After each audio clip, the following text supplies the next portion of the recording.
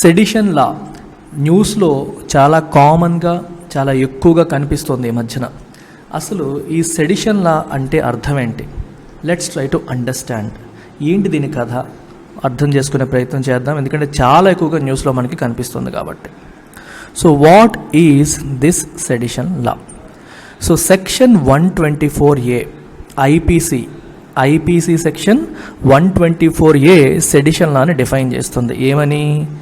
whoever by words either spoken or written or by signs or by visible representation or otherwise brings or attempts to bring into hatred or contempt or excites or attempts to excite disaffection towards the government established by law shall be punished with imprisonment for life, to which fine may be added.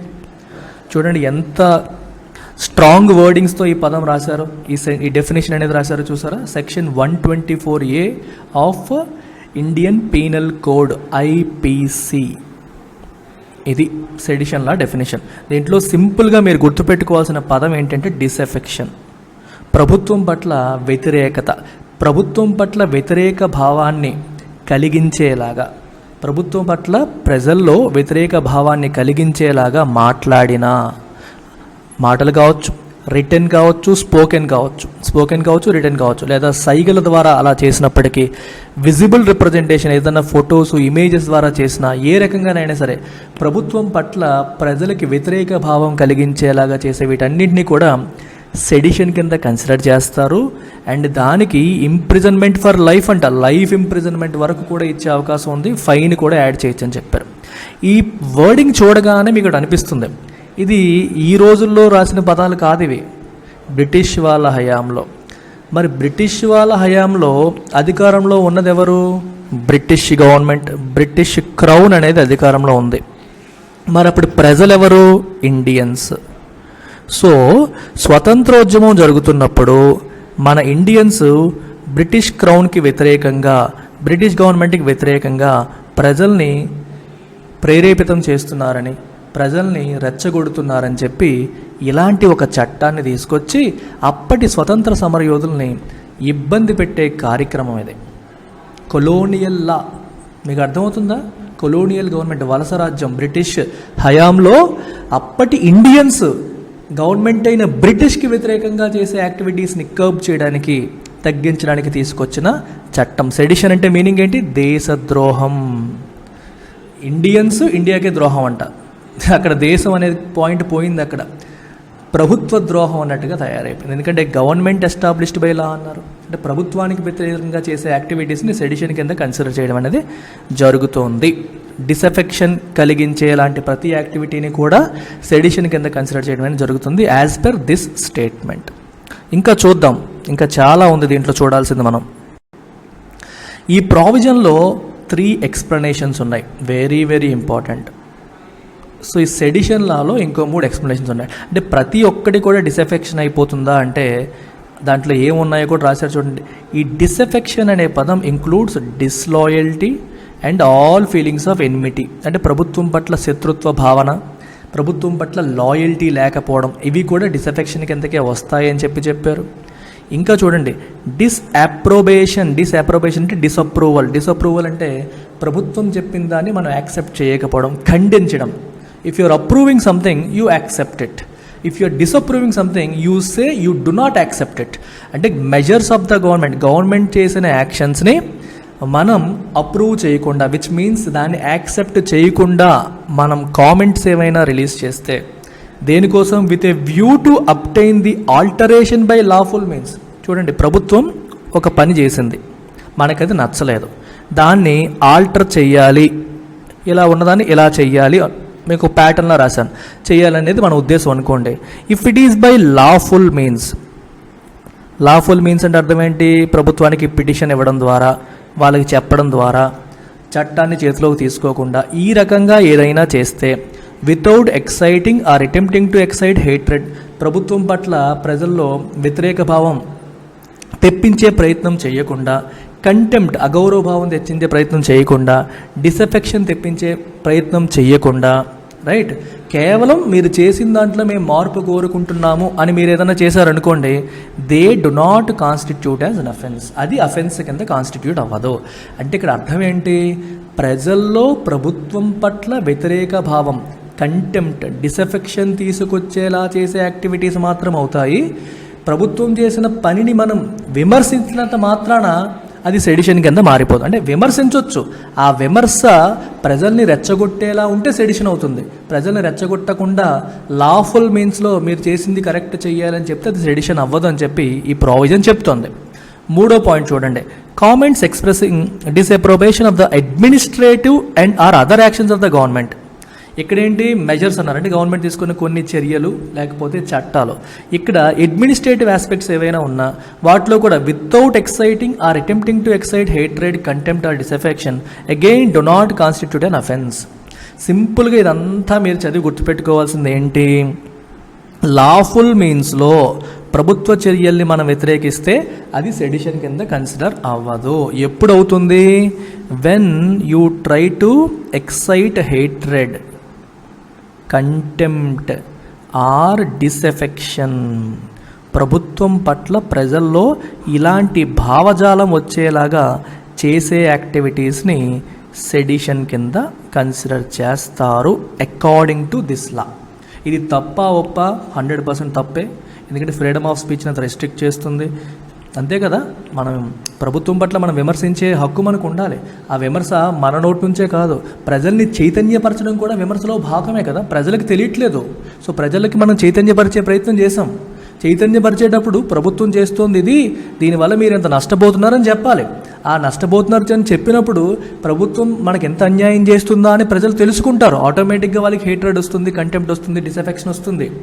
So ప్రభుత్వం పట్ల disaffection వచ్చేలా చేసావు కాబట్టి నేను జైల్లో తీసేస్తాను అన్నట్టుగా ఉందన్నమాట. ఇది ఏ రకంగానూ కరెక్ట్ కాదు. ఇంకా చూద్దాం, మరి సెడిషన్ లా యొక్క ఆరిజిన్స్ ఏంటి, ఎగ్జాక్ట్లీ ఎప్పుడు వచ్చింది? ఎగ్జాక్ట్గా ఎప్పుడు వచ్చిందంటే అసలు ఇండియన్ పీనల్ కోడ్లో ఒక చట్టమే కాదు. మరి ఇండియన్ పీనల్ కోడ్ని తీసుకొచ్చింది ఎవరు? Thomas Macaulay. So Thomas Macaulay Indian penal కోడ్ని డ్రాఫ్ట్ చేశారు, రైట్. అయితే 1860లో ఈ ఇండియన్ పీనల్ కోడ్ అనేది ఇనాక్ట్ అయింది. ఇందులో ఇట్ వాజ్ నాట్ యాడెడ్. సెడిషన్కి సంబంధించిన ఈ చట్టం అనేది అందులో యాడ్ చేయలేదు. లీగల్ ఎక్స్పర్ట్స్ ఏమంటున్నారంటే దిస్ ఒమిషన్ వాజ్ యాక్సిడెంటల్. ఎందుకంటే ఆయన రాసినప్పుడే ఈ సెడిషన్ లాని కూడా ఇంక్లూడ్ చేశాడు థామస్ మెకాలే, కానీ లా చట్టం అయినప్పుడు ఇట్ వాజ్ నాట్ యాడెడ్ అంట. సో పొరపాటున జరిగి ఉంటుంది, అది యాక్సిడెంటల్గా ఒమిట్ అయ్యి ఉంటుందని చెప్పి లీగల్ ఎక్స్పర్ట్స్ చెప్తున్నారు. 1890లో ఒక స్పెషల్ యాక్ట్ తీసుకొచ్చి, స్పెషల్ యాక్ట్ ఆఫ్ 17 తీసుకొచ్చి ఈ section 124A in Indian penal కోడ్ని యాడ్ చేయడం జరిగింది. అంటే ఒరిజినల్గా వచ్చిన ఐపీసీలో యాడ్ చేయాలనే చట్టం చేశారు, కానీ యాక్సిడెంటల్గా ఒమిట్ అయిపోయింది. 1890లో దీన్ని యాడ్ చేయడం అనేది జరిగింది. అయితే మొట్టమొదటిసారి యాడ్ చేసినప్పుడు పనిష్మెంట్ ఏంటి పనిష్మెంట్ ప్రిస్క్రైబ్ చేశారు అప్పుడు? Transportation beyond the seas for the term of his or her natural life. అంటే ఎవరైనా సెడిషన్ లా ప్రకారం అరెస్ట్ చేయబడితే, కన్విక్ట్ అయితే, కోర్టులో శిక్ష పడితే పనిష్మెంట్ ఏంటి? ట్రాన్స్పోర్టేషన్ బియాండ్ ద సీస్, సముద్రాలు దాటించేయాలి. వాళ్ళ జీవితకాలంలో మన ఇండియాలో ఉండకూడదు, సముద్రాలు దాటించేయాలి అని చెప్పారు. 1955లో దాన్ని లైఫ్ ఇంప్రిజన్మెంట్ కింద మార్చారు. కొలోనియల్ టైమ్స్లో ట్రాన్స్పోర్టేషన్ బియాండ్ ద సీస్ అని పెట్టారు. 1955లో దాన్ని లైఫ్ ఇంప్రిజన్మెంట్ కింద మార్చడం అనేది జరిగిందనమాట. ఈ ప్రావిజన్ని మన గవర్నమెంట్స్, అప్పటి government especially, was extensively use to curb political dissent. Curb అంటే కంట్రోల్, అణచివేయడం, తగ్గించడం. డిసెంట్ అంటే వ్యతిరేకత. డిసెంట్ని అణచివేయడానికి ఇండిపెండెన్స్ మూమెంట్ టైంలో ఈ ప్రావిజన్ని విపరీతంగా ఉపయోగించడం జరిగింది. Several pre independence cases involving section 124A of the IPC or against celebrated freedom fighters. Majority కేసులన్నీ కూడా మనం గొప్పగా చెప్పుకున్న ఫ్రీడమ్ ఫైటర్స్కి వ్యతిరేకంగా వేశారు, ఇంక్లూడింగ్ బాల్ గంగాధర్ తిలక్, అనీ బిసెంట్, షౌకత్, మొహమ్మద్ అలీ, మౌలానా ఆజాద్, మహాత్మా గాంధీ ఇలాంటి గొప్ప గొప్ప నాయకులకు వ్యతిరేకంగా ఈ సెడిషన్ లాని ప్రయోగించడం అనేది జరిగింది. ఆ టైంలోనే ఒక బాగా famous trial on sedition Bal Gangadhar Tilak పైన Queen Empress versus Bal Gangadhar Tilak అనేది 1898లో జరిగింది. ఎప్పుడు వచ్చింది అది? 1890లో వచ్చింది. ఒక ఫేమస్ ట్రయల్ అంటే విచారణ అనేది బాల్ గంగాధర్ తిలక్ పైన 1898లో జరగడం అనేది జరిగింది. అయితే అది కొలోనియల్ టైమ్స్లో. మరి 1947లో మనకి స్వతంత్రం వచ్చేసింది. స్వతంత్రం వచ్చిన తర్వాత కూడా ఇది ఎందుకు మెయింటైన్ చేశారు అనే క్వశ్చన్ మనకు వస్తుంది. బ్రిటిష్ వాళ్ళు అనుకోండి ఇండియన్ ఇండిపెండెన్స్ మూవ్మెంట్ని అణిచివేయడానికి, లీడర్స్ని తొక్కేయడానికి దీన్ని తీసుకొచ్చారనేది మనకు క్లియర్గా తెలుస్తుంది. స్వతంత్రం వచ్చాక కంటిన్యూ చేయాల్సిన అవసరం ఏంటి? ఈ పాయింట్ ఇంపార్టెంటే కదా. అవసరం ఏంటి అసలు? అందుకనే కాన్స్టిట్యూయెంట్ అసెంబ్లీ దీని గురించి డిబేట్ చేసింది. కాన్స్టిట్యూయెంట్ అసెంబ్లీ అంటే అర్థం ఏంటి? రాజ్యాంగాన్ని తయారు చేయడానికి ఏర్పాటు చేయబడ్డ గ్రూప్ ఆఫ్ పీపుల్. అందులో డ్రాఫ్టింగ్ కమిటీ చైర్మన్ మన బిఆర్ అంబేద్కర్ గారు. So all the members of constituent assembly వాళ్ళ యొక్క రోల్ ఏంటి? Dual role. ఒకటి రాజ్యాంగాన్ని డ్రాఫ్ట్ చేయడం, రెండు to act as parliament. Full fledged constitution వచ్చేంత వరకు 1946లో ఇది ఫామ్ అయింది, 1949 ఎండింగ్ వరకు కంటిన్యూ అయింది.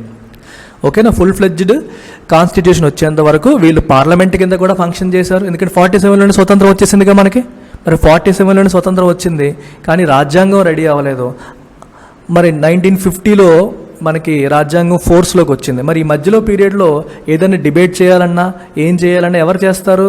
కాన్స్టిట్యూయెంట్ అసెంబ్లీ మెంబర్సే చేశారు. So it performed dual role of being a parliament as well as కాన్స్టిట్యూషన్ని రెడీ చేయడం. రెండు పనులు తీసుకున్నారనమాట. సో కాన్స్టిట్యూయెంట్ అసెంబ్లీలో రకరకాల డిబేట్స్ జరిగేవి. అంటే మన రాజ్యాంగంలో ఏ ప్రావిజన్ పెట్టాలి, ఏది తీసేయాలి, ప్రతి విషయంలో కూడా అందరు లీడర్స్ డిబేట్ చేసేవాళ్ళు. సో సెడిషన్కి సంబంధించి కూడా డిబేట్ జరిగింది. సెడిషన్ని as an exception to fundamental right to freedom of speech కింద పెట్టాలా అని చెప్పి ఆలోచించారు. మనకి freedom of speech and expression ఉంది. ఈ ఫ్రీడమ్ ఆఫ్ స్పీచ్ అండ్ ఎక్స్ప్రెషన్కి ఎక్సెప్షన్స్ ఉంటాయి. చాలా ఇంపార్టెంట్ చూడండి. మన భారతదేశంలో ఉన్న ఫండమెంటల్ రైట్స్ అన్నీ కూడా గుర్తుపెట్టుకోండి, they are all qualified, they are not absolute. What is the difference between absolute and qualified? When you say a right is absolute which means there is no restriction on the right. ఇప్పుడు for example freedom of speech నాకు ఉంది, ఇది absolute right అన్నాడు అనుకోండి, నేను మోదీ గారిని పచ్చి బూతులు తిట్టినా నన్ను అనడానికి ఏం లేదు, ఎవరిని ఏమన్నా సరే నేను అరెస్ట్ చేయడానికి లేదు. Which means it is an absolute right. నాకు రాజ్యాంగం ఫ్రీడమ్ ఆఫ్ స్పీచ్ ఇచ్చింది. అలా కాకుండా if I say it is a qualified right which means it is a right with restrictions. దానికి కొన్ని రెస్ట్రిక్షన్స్ ఉంటాయి, కొన్ని ఎక్సెప్షన్స్ ఉంటాయి. కొన్ని ఎక్సెప్షన్స్తో రైట్ అనమాట, రెస్ట్రిక్షన్స్తో ఉన్న రైట్ అలాంటిది. అలాగే మన కాన్స్టిట్యూషన్లో ఉన్న freedom of speech and expression అనేది అబ్సల్యూట్ రైట్ కాదు, it is a qualified right with means it has such exceptions. ఈ సెడిషన్ని కూడా ఒక ఎక్సెప్షన్ కింద యాడ్ చేయాలా వద్దా అని చెప్పి కాన్స్టిట్యూయెంట్ అసెంబ్లీలో డిబేట్ చేశారు. సెడిషన్ చట్ట ప్రకారం ఏవైతే ప్రావిజన్స్ ఉన్నాయో అవన్నీ కూడా ఎక్సెప్షన్స్ కింద పెట్టేద్దామా అని డిబేట్ చేయడం జరిగింది, రైట్. కానీ సెవరల్ మెంబర్స్ వెహమెంట్లీ డిసగ్రీడ్.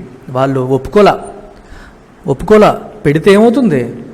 ఏం చేసినా సరే, ఇప్పుడు ఒకవైపు నీకు ఫ్రీడమ్ ఆఫ్ స్పీచ్ ఉందని కాన్స్టిట్యూషన్ చెప్తుంది, ఇంకోవైపు సెడిషన్ అనే ఎక్సెప్షన్ పెట్టేస్తారు. అంటే ఏం మాట్లాడినా సరే ఈ సెడిషన్ కింద వేసేసి జైల్లో తోసేయచ్చు. విచ్ మీన్స్ ఎఫెక్టివ్లీ నీ ఫ్రీడమ్ ఆఫ్ స్పీచ్ని కంప్లీట్గా నొక్కేసే పరిస్థితి తీసుకురావచ్చు అని భావించి చాలామంది దాన్ని డిసగ్రీ చేశారు, ఒప్పుకోలేదు. అండ్ ఫైనల్గా it is not included in the document. మీకు ఎగ్జామ్లో ప్రిలిమ్స్లో అడగొచ్చు, సెడిషన్ అనేది ఫ్రీడమ్ ఆఫ్ స్పీచ్ అండ్ ఎక్స్ప్రెషన్కి ఒక ఎక్సెప్షన్ కింద కాన్స్టిట్యూషన్లో యాడ్ చేశారా అంటే యాడ్ చేయలేదు. అది సెపరేట్గా ఉంది కానీ ఇందులో యాడ్ చేయలేదు. మరి సెక్షన్ 124A గురించి మాట్లాడుకుంటున్నాం. కాన్స్టిట్యూయెంట్ అసెంబ్లీ ఏం చేసింది? దాన్ని ఫండమెంటల్ రైట్స్కి ఎక్సెప్షన్ కింద యాడ్ చేసిందా అంటే చేయలేదు. మరి ఆ తర్వాత దీని మీద లీగల్ ఛాలెంజెస్ ఏమైనా వచ్చాయా? కోర్టులో కేసులు ఏమైనా వచ్చాయా? కోర్టులు ఈ సెడిషన్ లా గురించి ఏం చెప్పాయి? నిజంగా ఇది మంచిది కాకపోతే కోర్టులు దీన్ని కొట్టేయచ్చు కదా, ఎందుకు కొట్టేయలేదు? డిఫరెంట్ సుప్రీంకోర్టు జడ్జిమెంట్స్ దీని గురించి ఏం చెప్తున్నాయి అనే ఆస్పెక్ట్ని మనం ఒకసారి చూద్దాం.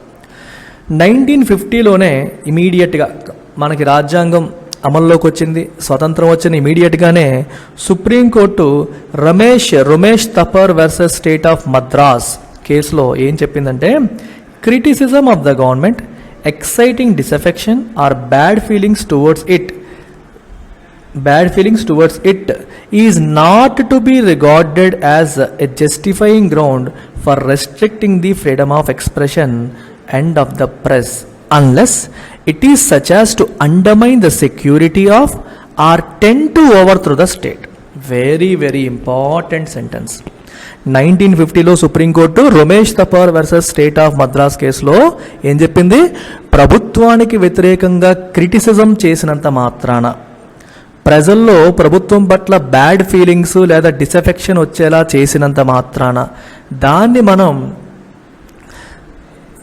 సెడిషన్ కింద కన్సిడర్ చేయకూడదు, దాన్ని ఒక justifying ground for restricting the freedom of expression and of the press కింద కన్సిడర్ చెయ్యకూడదు అని చెప్పారు. ఇప్పుడు ప్రెస్ ఉంది, ప్రభుత్వ విధానాలని ఎండగడుతూ రాస్తోంది. మరి ప్రభుత్వ విధానాలను ఎండగడుతూ ప్రెస్లో ఏవైనా రాశారనుకోండి, అది చదివిన ప్రజలకి ఏమనిపిస్తుంది? ప్రభుత్వం పట్ల నెగిటివ్ ఫీలింగ్ వస్తుంది. అయితే వెంటనే ప్రెస్ ఎడిటర్ తీసుకొచ్చి జైల్లో పెట్టేయాలా అంటే అలా చూడకూడదని చెప్పి ఈ సుప్రీంకోర్టు జడ్జిమెంట్ చెప్తోంది. ప్రభుత్వం పట్ల ప్రజల్లో బ్యాడ్ ఫీలింగ్ వచ్చేలా చేసినప్పటికీ, క్రిటిసైజ్ చేసినప్పటికీ దాన్ని ఇమీడియట్గా ఒక justifying ground for restricting freedom of expression కింద చేయకూడదు. మాకు ఫ్రీడమ్ ఆఫ్ ఎక్స్ప్రెషన్ ఉంది ప్రెస్కి, అందుకే మాట్లాడుతోంది, ఎక్స్ప్రెస్ చేస్తుంది. దానివల్ల ప్రభుత్వం పట్ల వ్యతిరేకత రావచ్చు, వస్తుంది కదా అని చెప్పి దాన్ని రెస్ట్రిక్ట్ చేయకూడదు అని చెప్పి సుప్రీంకోర్టు ఈ జడ్జిమెంట్లో చెప్పింది. అదే టైంలో జస్టిస్ పతంజలి శాస్త్రి గారు ఏమన్నారు? He cited the constituent assembly's deliberate omission of the word sedition from the constitution for the liberal reading of the law. మీకు అర్థమవుతుందా? సెడిషన్ అనే పదాన్ని కాన్స్టిట్యూయెంట్ అసెంబ్లీ ఏం చేసింది? ఇందాకే మాట్లాడాం, ఒమిట్ చేసింది, పెట్ల, దాంట్లో పెట్టలేదు. ఆ విషయాన్ని గుర్తు చేస్తూ ఆయన ఏం చెప్పారు? సో ప్రెస్ ఏదన్నా రాస్తే దాని పట్ల ప్రజల్లో ప్రభుత్వం పట్ల వ్యతిరేక భావం వస్తే దానివల్ల ఇబ్బంది అవుతుందని చెప్పేసి వాళ్ళ ఫ్రీడమ్ ఆఫ్ స్పీచ్ని మనం కట్ చేయకూడదు, సెడిషన్ కింద కన్సిడర్ చేసేసి వాళ్ళని జైల్లో తోసేసి చేయకూడదని చెప్పి మన జస్టిస్ పతంజలి శాస్త్రి గారు చెప్పడం జరిగింది ఇన్ 1950. తర్వాత సబ్సిక్వెంట్లీ 2 హైకోర్టులు, the Punjab and Haryana high court Tara Singh versus కేసులో ఈ కేసులో మరియు Allahabad high court Ram Nandan versus state of UP కేసులో ఏం చెప్పాయి? Section 124A of IPC was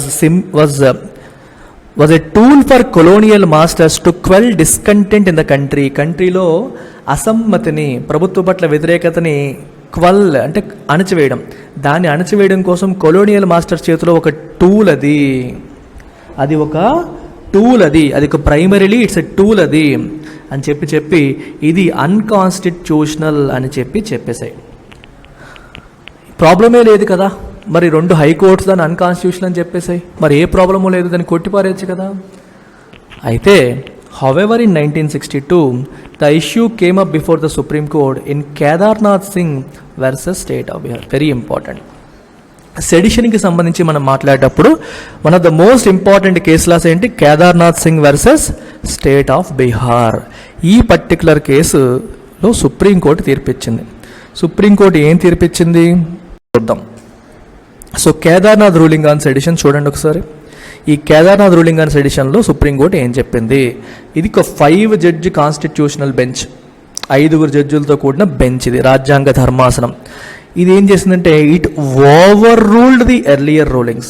హైకోర్టులు ఏం చెప్పాయి? ఇది అన్కాన్స్టిట్యూషనల్ అని చెప్పాయి, కానీ హైకోర్టు తీర్పుని సుప్రీంకోర్టు కొట్టేసింది, ఓవర్ రూల్ చేసింది. And it upheld the constitutional validity of IPC section 124A. IPC section 124A కాన్స్టిట్యూషనలే అని చెప్పి దాన్ని సపోర్ట్ చేసింది సుప్రీంకోర్టు.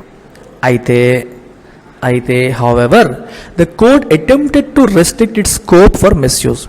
మరి అది ఎక్కువగా మిస్యూజ్ అవుతుంది కదా, అందుకని మిస్యూజ్ అయ్యే అవకాశాన్ని రెస్ట్రిక్ట్ చేయడానికి కోర్టు ప్రయత్నం చేసింది. ఏ రకంగా ప్రయత్నం చేసింది? It held that unless accompanied by an incitement or call for violence, criticism of the government cannot be labelled sedition. Very important. ఒకవేళ ఏ నాయకుడైనా సరే ప్రభుత్వాన్ని క్రిటిసైజ్ చేసినంత మాత్రాన దాన్ని సెడిషన్ అనకూడదు. మరి ఎప్పుడు అనాలి? If it leads to violence, అంటే ఇఫ్ ఇట్ ఇన్సైట్స్ వైలెన్స్, ప్రజలలో వైలెంట్గా ప్రజల్ని మార్చే ప్రయత్నం చేస్తే, ప్రజల్లో హింసా ధోరణిని రేకెత్తించేలాంటి మాటలు మాట్లాడితే అప్పుడు సెడిషన్ కింద అనొచ్చు. సిమిలర్గా వీళ్ళు ఏమంటున్నారు, పబ్లిక్ ఆర్డర్, పబ్లిక్ డిజార్డర్కి దారి తీసే పనులు, any seditious speech that tended to public disorder, శాంతి భద్రతల్ని భంగం కలిగించేలాగా, హింసని ప్రేరేపించేలాగా మాట్లాడితే అప్పుడు సెడిషన్ కింద కన్సిడర్ చేయండి. మియర్ క్రిటిసిజం, జస్ట్ క్రిటిసైజ్ చేసినంత మాత్రాన సెడిషన్ అని చెప్పి అనకూడదని చెప్పింది. అంటే సెడిషన్ లాని కాన్స్టిట్యూషనల్ అని చెప్పింది, అది ఉండడంలో తప్పేమీ లేదు, కానీ దాని యొక్క స్కోప్ని రెస్ట్రిక్ట్ చేసింది. ఇష్టం వచ్చినట్టు వాడకూడదు, మిస్యూజ్ అవుతోందని చెప్పి హింసని ప్రేరేపించేలాగా చేస్తే, public disorder is the keyword, public డిజార్డర్కి దారి తీసే కార్యక్రమాలు చేస్తే అప్పుడు మాత్రం దాన్ని సెడిషన్ కింద కన్సిడర్ చేయొచ్చని ఈ కేదార్నాథ్ కేసులో సుప్రీంకోర్టు తీర్పునివ్వడం అనేది జరిగింది. మరి ఆ తర్వాత సుప్రీంకోర్టు ఏం చేసింది, కొన్ని గైడ్ లైన్స్ కూడా ఇష్యూ చేసింది. ఆ గైడ్ లైన్స్లో ఏం చెప్పింది, ఒక restrictive definition of sedition law యొక్క డెఫినేషన్ రెస్ట్రిక్ట్ చేస్తూ కోర్టు ఏం చెప్పిందంటే, not all speech with disaffection, hatred or contempt against the state, but only speech that is likely to incite public disorder would qualify as sedition. ఇది మీరు గుర్తుపెట్టుకోవాలి. ప్రభుత్వం పట్ల hatred, డిసెఫెక్షన్, contempt అంటే అగౌరవం, అంటే గౌరవించకపోవడం, ఇలాంటి వచ్చే ప్రతి స్పీచ్ని సెడిషన్ అనకూడదు. మరి దేన్ని అనాలి, పబ్లిక్ డిజార్డర్ని ఇన్సైట్ అంటే రెచ్చగొట్టడం, అలాంటిది ఏదన్నా ఉంటే దాన్ని చేయాలి. శాంతి పద్ధతులను భంగం కలిగించేలాగా, ఆర్డర్ని దెబ్బతీసేలాగా, హింసకు ప్రేరేపించేలాగా ఏదైనా చేస్తే అప్పుడు మాత్రమే అది సెడిషన్ కింద క్వాలిఫై అవుతుంది అని చెప్పారు. ఈ కేదార్నాథ్ వర్డిక్ట్ అయిపోయిన తర్వాత పబ్లిక్ డిజార్డర్ అనేది ఒక important necessary ingredient for the commission of sedition. ఒకళ్ళు సెడిషన్కి పాల్పడ్డారు అని చెప్పాలంటే మనం ఎలా ప్రూవ్ చేస్తాం, అది పబ్లిక్ డిజార్డర్కి దారి తీసిందా లేదా అని చూడాలి. అలా చేస్తే సెడిషన్ కింద అనొచ్చు, లేకపోతే లేదు. This is according to supreme court ruling in Kedarnath case. Court ఏం చెప్పింది ఇంకా, mere స్లోగనీరింగ్ unaccompanied by any threat to public order would not qualify as sedition. Just slogans ఇచ్చేసి ఏదో అన్నాం కానీ పబ్లిక్ డిజార్డర్ రాలేదు, అలాంటప్పుడు దాన్ని పబ్లిక్ డిజార్డర్కి దానివల్ల ఇబ్బంది లేదనుకోండి, అప్పుడు దాన్ని సెడిషన్ అని అనాల్సిన అవసరం లేదని చెప్పారు. సో ఒక రకంగా సెడిషన్ యొక్క స్కోప్ని తగ్గించింది, బ్రాడ్ డెఫినేషన్ని నేరో డెఫినేషన్గా మార్చేసింది. అంటే ఏం చేసినా సెడిషనే అనే పరిస్థితి నుంచి ఒక్క పబ్లిక్ డిజార్డర్ క్రియేట్ చేస్తే మాత్రమే సెడిషన్ అని ఒక రకంగా దాని యొక్క స్కోప్ని నేరో డౌన్ చేసింది. అంటే ప్రతి ఒక్క ఇన్సిడెంటు సెడిషన్ కాదు, ఇవన్నీ కాదు, ఓన్లీ డిజార్డర్ క్రియేట్ చేసేవి మాత్రమే సెడిషన్ అని చెప్పి దాని స్కోప్ని తగ్గించే ప్రయత్నం చేసింది సుప్రీంకోర్టు 1960s. తర్వాత 1995లో ఇంకో చట్టం వచ్చింది, ఇంకో case Balwant Singh versus state of Punjab. దీంట్లో ఏం చెప్పిందంటే, స్పీచ్ కాదు రియల్ ఇంటెంట్ని కూడా చూడాలి, నిజంగా వాళ్ళు తప్పుడు ఉద్దేశంతోనే చేశారా లేదా అనే అంశాన్ని కూడా పరిశీలించాలి before labelling it as seditious. ఆ సెడిషియస్ స్పీచ్ అని మనం లేబుల్ చేసే ముందు we have to look at the intent of the speech, ఏ ఉద్దేశంతో అన్నారనే దాన్ని కూడా చూడాలి అని చెప్పి 1995లో చెప్పడం జరిగింది. తర్వాత వచ్చిన సబ్సిక్వెంట్ రూలింగ్స్లో doctor Vinayak Sen versus state of Chhattisgarh, ఈ పర్టికులర్ కేసులో ఏం చెప్పింది, a person can be convicted for sedition even if she is not the author of the seditious speech but has merely circulated it. చూడండి, ఏ అనే వ్యక్తి ఈ సెడిషియస్ స్పీచ్ని తయారు చేశారు, బి అనే వ్యక్తి దాన్ని సర్క్యులేట్ చేశారు. సో నేను చేయలేదు, తయారు చేసింది ఏ, నాకు సంబంధం లేదని బి అనడానికి లేదు. సర్క్యులేట్ చేసినప్పుడు నిన్ను కూడా కన్విక్ట్ చేయొచ్చు. నువ్వు స్పీచ్ తయారు చేయకపోయినప్పటికీ if you are responsible for circulation you can be convicted, వాళ్ళకి పైన శిక్ష వేయొచ్చు, వాళ్ళపైన కన్విక్షన్ ఇవ్వచ్చు అని చెప్పి సుప్రీంకోర్టు ఈ పర్టికులర్ కేసులో చెప్పడం అనేది జరిగింది. అండ్ లేటెస్ట్గా 2016లో Arun Jaitley versus state of Uttar Pradesh. Arun Jaitley చనిపోయిన బీజేపీ నేత. అలహాబాద్ హైకోర్టు ఏం చెప్పిందంటే, criticism of the judiciary or a court ruling would not amount to sedition. Court యొక్క రూలింగ్ని క్రిటిసైజ్ చేసినా, జుడిషియల్ని క్రిటిసైజ్ చేసినా అది సెడిషన్ కింద కౌంట్ అవ్వదని చెప్పారు. ఎందుకంటే ఈయన అరుణ్ జైట్లీ గారు ఏమన్నారంటే ఒక బ్లాగ్లో సుప్రీంకోర్టు 2016 రూలింగ్ని ఏ విషయంలో, నేషనల్ జ్యుడిషియల్ అపాయింట్మెంట్స్ కమిషన్ విషయంలో సుప్రీంకోర్టు ఇచ్చిన రూలింగ్ని అన్కాన్స్టిట్యూషనల్ అని చెప్పి ఆయన బ్లాగ్లో అన్నారు. సుప్రీంకోర్టుని మరి తిట్టినట్టే కదా, సుప్రీంకోర్టుకి వ్యతిరేకంగా అంటే మరి దాన్ని సెడిషన్ అనాలంటే దాన్ని సెడిషన్ అనాల్సిన పని లేదని చెప్పి అలహాబాద్ హైకోర్టు చెప్పింది. అంటే ప్రభుత్వానికి వ్యతిరేకంగా పబ్లిక్ డిజార్డర్కి దారి తీసే కార్యక్రమాలు ఏవైనా ఉంటే వాటిని సెడిషన్ అనవచ్చు. జ్యుడిషియరీ ఇచ్చిన తీర్పుని తిట్టేస్తే దాన్ని కంటెంప్ట్ ఆఫ్ ద కోర్ట్ అనొచ్చు, కానీ సెడిషన్ అనడానికి లేదు అని చెప్పి అలహాబాద్ హైకోర్టు 2016లో చెప్పడం అనేది జరిగింది. So there are so many aspects with respect to sedition and this background is important for you to analyse any news item with respect to sedition. ఆ తర్వాత లా కమిషన్ ఆఫ్ ఇండియా వాళ్ళు supreme court successive reports ఇచ్చాయి. ఆ రిపోర్ట్స్లో ఏం చెప్పారు, sedition law అనేది rampant misuse జరుగుతోంది, చాలా ఎక్కువగా ఈ చట్టాన్ని మిస్యూజ్ చేస్తున్నారు అని చెప్పడం జరిగింది. చాలా ఎక్కువగా మిస్యూజ్ చేస్తున్నారు ఈ చట్టాన్ని అని చెప్పి లా commission of India and supreme court చెప్పడం అనేది జరిగింది. ఇన్ఫ్యాక్ట్ లాస్ట్ ఇయరే వినోద్ దువా వర్సెస్ యూనియన్ ఆఫ్ ఇండియా కేసులో సుప్రీంకోర్టు ఏం చెప్పింది, కొట్టేసింది ఎఫ్ఐఆర్స్ని. అతను సెడిషన్కి పాల్పడ్డాడు అని చెప్పి అతనిపైన ఎఫ్ఐఆర్ స్టార్ట్ చేశారు పోలీసులు. ఎందుకని, for criticizing prime ministers handling of కోవిడ్-19 క్రైసిస్ని సరిగ్గా హ్యాండిల్ చేయలేదు అని క్రిటిసైజ్ చేసినందుకు ఆయన పైన ఎఫ్ఐఆర్స్ నమోదు చేసి సెడిషన్లా బుక్ చేశారు. సుప్రీంకోర్టు వాటిని కొట్టేసింది. ఇలా మీరు అన్లాఫుల్గా ఈ ప్రావిజన్ అప్లై చేస్తున్నారు, అలా చెయ్యొద్దు అని చెప్పి సుప్రీంకోర్టు కాషన్ చేసింది. చూసారా, ర్యాంపంట్ మిస్యూజ్, ఇష్టం వచ్చినట్టు దాన్ని ఉపయోగించడం అనేది మనం చూస్తున్నాం. So this is the background of sedition law. ఓకేనా, 1860లో ఇండియన్ పీనల్ కోడ్ వచ్చింది, 1890లో సెడిషన్ లా అని section 124A IPC section 124A ఐపీసీలో ఇన్సర్ట్ చేయడం అనేది జరిగింది. అప్పట్లో కొలోనియల్ మాస్టర్స్, మన బ్రిటిష్ వాళ్ళు మన భారత స్వతంత్ర సమరయోధులపైన దీన్ని ఎక్కువగా ప్రయోగించేవాళ్ళు. స్వతంత్రం వచ్చిన తర్వాత కూడా దీన్ని కంటిన్యూ చెయ్యాలా లేదా అనే డిస్కషన్స్ జరిగాయి.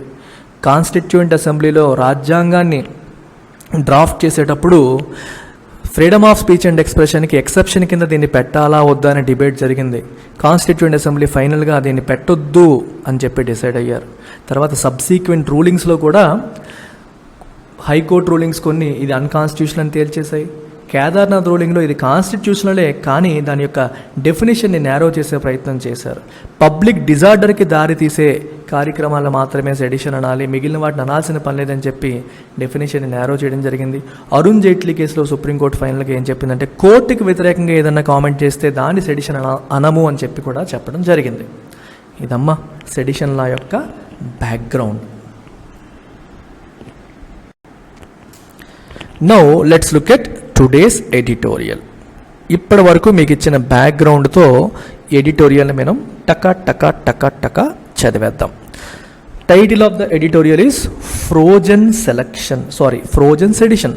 సెడిషన్ని ఫ్రీజ్ చేసింది సుప్రీంకోర్టు. ఫ్రీజ్ చేయడం అంటే అర్థం ఏంటి, ఈ పర్టిక్యులర్ ఈ సెడిషన్ లాని ఈ కేసులన్నింటినీ ఆపండి టెంపరీగా, దాన్ని కొట్టేయలేదు, టెంపరీగా సస్పెండ్ చేసింది. ఎందుకు సస్పెండ్ చేసింది అనేది చూద్దాం. The government must heed the spirit of SC order and help prevent misuse of sedition law. Sedition law అనేది మిస్యూజ్ అవ్వకుండా ప్రివెంట్ చేసే ప్రయత్నం చేయాలి. సుప్రీంకోర్టు ఆర్డర్ యొక్క స్ఫూర్తిని గవర్నమెంట్ అర్థం చేసుకోవాలి. హీడ్ అంటే వినాలి, అర్థం చేసుకోవాలి, వినాలి అని అర్థం. విని ఇది మిస్యూజ్ అవ్వకుండా ప్రివెంట్ చేసే ప్రయత్నం చేయాలి. ఓకే, ఏంటి ఏమన్నది అసలు సుప్రీంకోర్టు మనకు తెలియదు, చూద్దాం. In a substantial blow in favour of free speech the supreme court has effectively suspended the operation of the sedition provision in countries penal law. Substantial blow in favour of అంటే support అనమాట. ఇక్కడ blow అనగానే దెబ్బ అని అనుకొని నెగిటివ్గా అనేసుకుంటాం. ఎప్పుడైనా చూడండి, బ్లో ఫర్ అంటే అది positive. Okay, if you strike A blow for something, blow against something అంటే దెబ్బ నెగిటివ్గా, బ్లో ఫర్ సంథింగ్ అంటే పాజిటివ్, దాన్ని డిఫెండ్ చేసేలాగా. ఇక్కడ in a substantial blow in favour of, క్లియర్గా రాశాడు, ఫ్రీ స్పీచ్కి సపోర్ట్ చేసేలాగా, దాన్ని బాగా వెనకేసుకొచ్చేలాగా సుప్రీంకోర్టు ఏం చేసింది, సెడిషన్ ప్రావిజన్ యొక్క ఆపరేషన్ని ఎఫెక్టివ్గా సస్పెండ్ చేసింది. మరి సెడిషన్ ప్రావిజన్ని సస్పెండ్ చేస్తే అది ఫ్రీ స్పీచ్కి ఫేవర్ ఎలా అవుతుంది? చూడండి, నేను ప్రభుత్వాన్ని వ్యతిరేకిస్తూ 4 మాటలు మాట్లాడాను అనుకోండి. ఎవరో వచ్చేసి వీడు సెడిషన్ చేస్తున్నాడు, ప్రజల్ని రెచ్చగొడుతున్నాడు, ప్రభుత్వం పట్ల వ్యతిరేక భావం వచ్చేలా చేస్తున్నాడు, హింస వచ్చేలా చేస్తున్నాడు అని చెప్పి నా మీద కేసు పెట్టేయచ్చు. ఇప్పుడు సుప్రీంకోర్టు ఏం చెప్పింది, పెట్టకండి, సెడిషన్ ట్రయల్స్ అన్నింటినీ సస్పెండ్ చేస్తున్నాను, మీరేమి చేయకండి అని చెప్పింది. సో నాకు ఫ్రీడమ్ పెరిగినట్టే కదా, నేను మాట్లాడాలనుకుంటే మాట్లాడే అవకాశం నాకు కలుగుతున్నట్టే కదా. Yes, that's what this statement means. All pending trials, విచారణలో ప్రజెంట్ ఏవైతే విచారణలో ఉన్నాయో అవన్నీ, appeals, proceedings with respect to the charge framed under section 124A be kept in abeyance. టెంపరీగా అబెయన్స్ అంటే సస్పెన్షన్లో ఉండడం, టెంపరీగా తేలేంత వరకు, నెక్స్ట్ స్టెప్ తీసుకునేంత వరకు వాటిని సస్పెండ్ చేయాలి అని చెప్పి సుప్రీంకోర్టు క్లియర్గా చెప్పడం అనేది జరిగింది. It has said in an order that will bring some welcome relief to those calling for the abrogation of the section 124A of the IPC. Abrogation అంటే అర్థం ఏంటి? క్యాన్సిలేషన్. సెక్షన్ 124Aని కంప్లీట్గా అబ్రోగేట్ చేయాలి, క్యాన్సిల్ చేయాలి, రద్దు చేయాలి అని ఎవరైతే కోరుకుంటున్నారో వాళ్ళందరికీ ఒక రకంగా ఇది ఉపశమనాన్ని తీసుకొచ్చింది. It has brought some welcome relief, మనం ఆహ్వాదించదగ్గ ఉపశమనాన్ని తీసుకొచ్చింది. ఓకే, ఎటువంటి ఐపీసీ చట్టం ఇది? Something that criminalises any speech, writing or representation that excites disaffection against the government. ప్రభుత్వం పట్ల డిసెఫెక్షన్ని తీసుకొచ్చేలాగా ఉంది. అంటే చట్టం అలాగే ఉంది ఐపీసీ, కానీ సుప్రీంకోర్టు జడ్జిమెంట్లో చెప్పారు mere disaffection should not be constituted, should not be construed as sedition, but something that incites ఏంటి, డిజార్డర్, పబ్లిక్ డిజార్డర్ని తీసుకొచ్చేది మాత్రమే సెడిషన్ అనాలి, మిగిలిన వాటిని అనకూడదని చెప్పి సుప్రీంకోర్టు జడ్జిమెంట్ చెప్పింది. కానీ చట్టంలో ఉన్నది మాత్రం ఇదే, డిసెఫెక్షన్ అగెన్స్ట్ గవర్నమెంట్ తీసుకొచ్చేదాన్ని క్రిమినలైజ్ చేస్తోంది ఈ పర్టికులర్ సెక్షన్ అన్నమాట. అది సో ఇలాంటి సెక్షన్ అబ్రోగేట్ అవ్వాలి, రద్దు అవ్వాలని చెప్పి ఎవరైతే కోరుకుంటున్నారో వాళ్ళందరికీ సుప్రీంకోర్టు తీర్పు ఒక రకంగా రిలీఫ్ని ఇచ్చినట్టు. The court has recorded it's hope and expectation that governments at the center and the states will refrain from registering any fresh case of sedition under section 124A of the IPC, or continuing with any investigation or taking any coercive measure under it.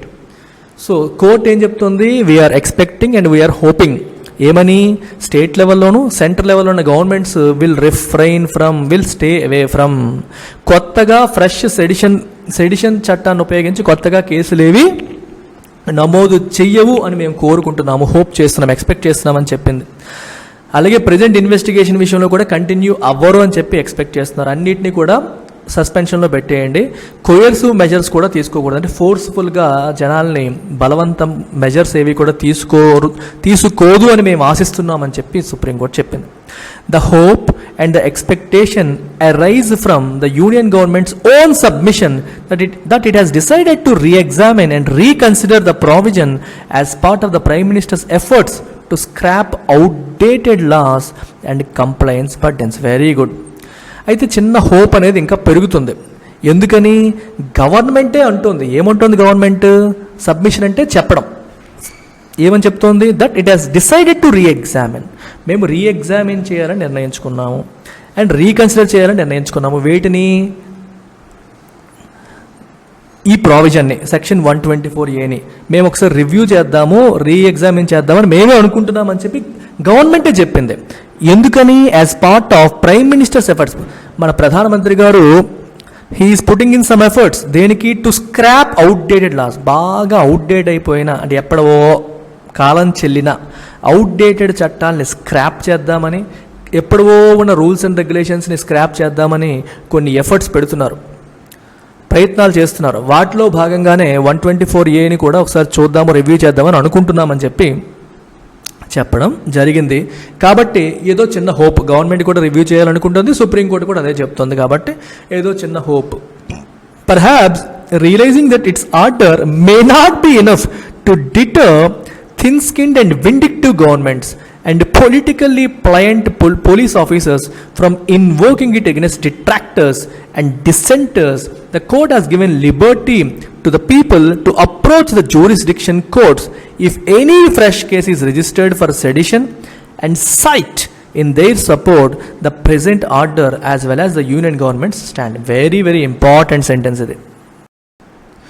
ఈ సెంటెన్స్ని మనం అర్థం చేసుకోవాలంటే ఇందులో vocabulary చూడాలి. ఒకసారి చూడండి, ఇక్కడ thin skinned అన్నారు. థిన్ స్కిన్డ్ అంటే తొందరగా హర్ట్ అయిపోయేవాళ్ళు, people who are sensitive to criticism. Vindictive అన్నారు. విండిక్టివ్ అంటే ప్రతీకారం, ప్రతీకారేచ్ఛతో రగిలిపోయేవి. విండిక్టివ్ అంటే మనల్ని ఎవరన్నా అంటే వాళ్ళ మీద ప్రతీకారం తెచ్చేసుకోవాలి, వాళ్ళని వెంటనే కేసులు బుక్ చేసేయాలి అనుకునే గవర్నమెంట్స్ ఉన్నాయి మనకి.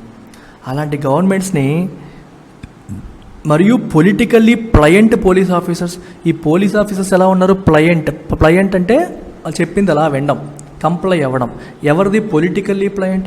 ఎవరు అధికారంలో ఉన్నారో ఆ పొలిటీషియన్స్ చెప్పిన మాటలు యాజ్ టీజ్గా వినేసే పోలీస్ ఆఫీసర్స్ ఉన్నారు. ఇలాంటి వాళ్ళందరూ కూడా దీన్ని ఇన్వోక్ చేసే అవకాశం ఉంది, ఈ చట్టాన్ని ఇన్వోక్ చేసే అవకాశం ఉంది. ఎవరికి వ్యతిరేకంగా? అగెన్స్ట్ డిట్రాక్టర్స్ అండ్ డిసెంటర్స్, ప్రభుత్వానికి వ్యతిరేకంగా మాట్లాడేవాళ్ళు, నిరసన వ్యక్తపరిచే నిరసనకారులు, వాళ్ళకి వ్యతిరేకంగా ఈ గవర్నమెంట్ చెప్పిన మాటలు విని నడుచుకునే పోలీస్ ఆఫీసర్స్ సెడిషన్ లాని ఇంకా వినియోగించే అవకాశం ఉంది అని చెప్పి కోర్టు భావించినట్టుగా ఉంది. అందుకనే అంటే మేము ఇచ్చిన ఆర్డర్ కూడా వీళ్ళని డిటర్ అంటే డిస్కరేజ్, వాళ్ళని అది వాడకుండా డిస్కరేజ్ చెయ్యలేదు అని చెప్పి కోర్టు భావించినట్టుగా ఉంది. అందుకే కోర్టు ఏం చెప్పింది? ఇట్ హెస్ గివెన్ లిబర్టీ, పీపుల్కి లిబర్టీ ఇచ్చింది, స్వేచ్ఛ ఇచ్చింది. ఏమని? To approach jurisdiction court. మీరు కోర్టును అప్రోచ్ అవ్వండి, ఇంకా మీ పైన ఫ్రెష్ కేసెస్ సెడిషన్ పేరు మీద ఇంకా ఫ్రెష్గా కేసులు వేస్తే మీరు feel free to approach the courts and cite in their support. ఇప్పుడు ప్రెజెంట్ ఇచ్చిన సుప్రీంకోర్టు ఆర్డర్ని మీరు చూపించండి, యూనియన్ గవర్నమెంట్ యొక్క స్టాండ్ని కూడా మీరు చెప్పండి. యూనియన్ గవర్నమెంట్ కూడా ఏముంటుంది? మీరు రివ్యూ చేస్తామని చెప్పింది. సో గవర్నమెంట్ ఎలా ఉంటుంది, సుప్రీంకోర్టు ఏమో ఏ కేసులు వేయొద్దని చెప్పింది. ఈ విషయాన్ని మీరు చూపించండి, కేసులు వేయకుండా ఆపుకోండి, కోర్టులను అప్రోచ్ అవ్వండి, పోలీసులు ఒకవేళ మీ పైన ఇంకా వేస్తే ఇమీడియట్గా మీరు కోర్టుకి వెళ్ళవచ్చు అని చెప్పడం జరిగిందనమాట. అంటే ప్రభుత్వాలపైన నమ్మకం లేనట్టుగా ఉంది, అందుకనే ఆ స్టేట్మెంట్ కూడా చెప్పడం జరిగింది. That the sedition law is being persistently misused has been recognised years ago. Sedition law అనేది పర్సిస్టెంట్గా మిస్యూజ్ అవుతోంది అనే విషయం కొన్ని సంవత్సరాల క్రితమే రికగ్నైజ్ చేశారు. ఇష్టం వచ్చినట్టు ఇది మిస్యూజ్ అవుతుందనే విషయాన్ని కొన్ని సంవత్సరాల క్రితమే రికగ్నైజ్ చేయడం జరిగింది. And courts have pointed out that police authorities are not heeding the limitation imposed by a 1962 constitution bench of the Supreme Court on what constitutes sedition. 1962లో 5 జడ్జిల ధర్మాసనం కేదార్నాథ్ సింగ్ కేసులో ఏం చెప్పింది? పబ్లిక్ డిజార్డర్ని క్రియేట్ చేసేవి మాత్రమే సెడిషన్ కింద వినాలి, చెయ్యాలని చెప్పింది. కానీ ఇప్పటికీ కూడా మిస్యూజ్ అవుతూనే ఉంది. కోర్ట్స్ ఏం చెప్తున్నాయి? పోలీస్ అథారిటీస్ వినట్లేదు, దే ఆర్ నాట్ హీడింగ్. ఈ 1962 కాన్స్టిట్యూషన్ బెంచ్ ఇచ్చిన లిమిటేషన్ని వాళ్ళు పట్టించుకోవట్లా, వినట్లా. Okay, the court had upheld the section only by reading it down. Reading it down అంటే అర్థం ఏంటి? దాని యొక్క స్కోప్ని తగ్గించడం. If you read something down, you are restricting it scope to mean that it is applicable only to acts involving intention or tendency to create disorder or disturbance of law and order or incitement to violence. వైలెన్స్ని ప్రేరేపించేలాగా, law and ఆర్డర్ని disturb చేసేలాగా, డిజార్డర్ని create చేసేలాంటి ఇంటెన్షన్తో ఉన్న వాటిని మాత్రమే sedition అనాలని చెప్పి 1962 judgement చెప్పడం జరిగింది. In practice, the police have been using the broad definition of the sedition to book anyone who criticizes the government in strong and strident language. కానీ రియాలిటీ ఏం జరుగుతుంది? సుప్రీం కోర్టు చెప్పింది, కానీ పోలీసులు ఏం చేస్తున్నారు? ప్రభుత్వానికి వ్యతిరేకంగా స్ట్రాంగ్ లాంగ్వేజ్తో ఎవరైతే మాట్లాడుతున్నారో వాళ్ళందరి పైన కూడా కేసులు బుక్ చేసుకుంటూ వెళ్ళిపోతున్నారు. The question now before the court is whether it ought to overrule a decision rendered by a 5-judge bench 60 years ago. So 5 జడ్జీల బెంచ్ 60 years ago తీసుకొచ్చిన ఈ తీర్పుని. ఏంటా తీర్పు? ఇది కాన్స్టిట్యూషనలే కానీ స్కోప్ రెస్ట్రిక్ట్ చేస్తూ తీర్పు ఇచ్చింది. దాన్ని పూర్తిగా ఓవర్ రూల్ చెయ్యాలా వద్దా అనేది ప్రస్తుతం కోర్టు ముందున్న ప్రశ్న. అర్థమైందా? అప్పుడిచ్చిన 1962లో ఇచ్చిన జడ్జిమెంట్ని ఓవర్ రూల్ చెయ్యాలా వద్దా? ఒకవేళ if it chooses to do so చేస్తే and strikes down section 124A దీన్ని కొట్టివేస్తే as un unconstitutional restriction on free speech, ఇది రాజ్యాంగానికి వ్యతిరేకంగా ఉన్న ఫ్రీ స్పీచ్ పైన ఒక రెస్ట్రిక్షన్ ఇది అని చెప్పి ఒకవేళ కొట్టేస్తే it may help the larger cause of preventing misuse of provisions relating to speech based offences. అప్పుడు స్పీచ్ బేస్డ్ అఫెన్సెస్ని మిస్యూజ్ చేస్తున్నారు, స్పీచ్ బేసిస్ మీద ఇష్టం వచ్చినట్టు కేసులు వేసేస్తున్నారు ఈ చట్టాలను ఉపయోగించి. అలాంటి వాటిని మనం ఆపవచ్చు, మిస్యూజ్ని ఆపవచ్చు. అంటే సుప్రీంకోర్టు కంప్లీట్గా కొట్టేసింది అనుకోండి దీన్ని, ఆ మిస్యూజ్ అనేది మనం ఆపవచ్చు, ఆ లార్జర్ కాజ్ అనేది ఫుల్ఫిల్ అవుతుంది అని చెప్పి చెప్తున్నారు. However, the government may choose to prevent such a situation by amending it so that the offence is narrowly defined to cover only acts that affect the sovereignty, integrity and security of the state as reportedly recommended by a panel of experts. అయితే government ఏం చేయొచ్చు? Supreme court కంప్లీట్గా sedition లాని కొట్టేసే situation తీసుకురాకుండా ఈ చట్టాన్ని amend చేయొచ్చు. ఏ రకంగా? So that the offence is narrowly defined. అంటే తప్పు అనేది డెఫినేషన్ అనేది నేరోగా ఉంచడం. అంటే ఏం మాట్లాడినా కేసేసేస్తారా, లేదా కొన్ని స్పెసిఫిక్గా అన్న వాటికి మాత్రమే కేసేస్తారా అంటే కొన్ని స్పెసిఫిక్గా డిఫైన్ చేయాలి. అలా డిఫైన్ చేసేలాగా మార్పు చేయవచ్చు. ఏంటి? ఏ రకంగా? To cover only acts that effect the sovereignty, ప్రభుత్వం యొక్క సార్వభౌమాధికారాన్ని, ఇంటెగ్రిటీని అండ్ ఏంటిది సెక్యూరిటీ ఆఫ్ ద స్టేట్ని, వీటిని ఎఫెక్ట్ చేసేలాగా. చూసారా, ప్రభుత్వాన్ని ఒక మాట అనేసారనో అలా కాదు, సార్వభౌమాధికారాన్ని, ఇంటెగ్రిటీని, సెక్యూరిటీని ఎఫెక్ట్ చేసేలాగా ఏదన్నా మాట్లాడితే మాత్రమే సెడిషన్ అవుతుంది, అదర్వైజ్ కాదు అని చెప్పి దాని డెఫినేషన్ని నేరో చేసే అవకాశం ఉంది అని చెప్పి రాశారు. గవర్నమెంట్ అలా చేసింది అనుకోండి, కోర్టు కొట్టేయాల్సిన పని లేదు, సెక్షన్ని కొట్టేయాల్సిన పని ఉండదు.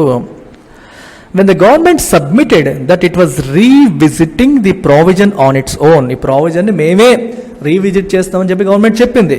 So it was expecting only an indefinite postponement of hearing. అంతే కదా, మరి గవర్నమెంట్ రీవిజిట్ చేస్తున్నాను, మేము ఒకసారి ప్రావిజన్ని మార్చే ప్రయత్నం చేస్తున్నామని గవర్నమెంట్ చెప్పినప్పుడు మరి సుప్రీంకోర్టు ఏం చేస్తుంది? వెయిట్ చేస్తుంది. సరే మీరు రీవిజిట్ చేస్తామన్నారు కదా, చెయ్యండి, మీరు చట్టాన్ని మార్చితే మీరే మార్చండి, మేము కొట్టేయాల్సిన అవసరం లేదు అని సుప్రీంకోర్టు ఇండెఫినెట్గా వెయిట్ చేస్తుంది అనేది గవర్నమెంట్ యొక్క ఉద్దేశం.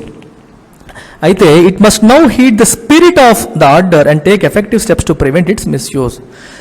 ఓకే, సుప్రీంకోర్టు వెయిట్ చేస్తుంది. గవర్నమెంట్ కొత్త గైడ్ లైన్స్ తీసుకొచ్చేంత వరకు, మార్పులు చేర్పులు తీసుకొచ్చేంత వరకు సుప్రీంకోర్టు వెయిట్ చేస్తుంది. నో ప్రాబ్లం, వెయిట్ చేయడంలో ప్రాబ్లం లేదు. కానీ ఇలా వెయిట్ చేయించి ఈ గ్యాప్లో కూడా దాన్ని వాడేసే ప్రయత్నం అనేది చేయకూడదు, మిస్యూజ్ చేసే ప్రయత్నం చేయకుండా అలాంటి ప్రయత్నాలని ఆపి ఎఫెక్టివ్ స్టెప్స్ తీసుకోవాలి. సుప్రీంకోర్టు తీర్పు యొక్క స్పిరిట్ని, స్ఫూర్తిని అర్థం చేసుకోవాలి. ఆ స్ఫూర్తిని అర్థం చేసుకొని స్టెప్స్ తీసుకోవాలి గవర్నమెంట్ అని చెప్పి ఫైనల్గా చెప్పడం అనేది జరిగింది. We have to understand the spirit of the supreme courts order and move accordingly. That's about it.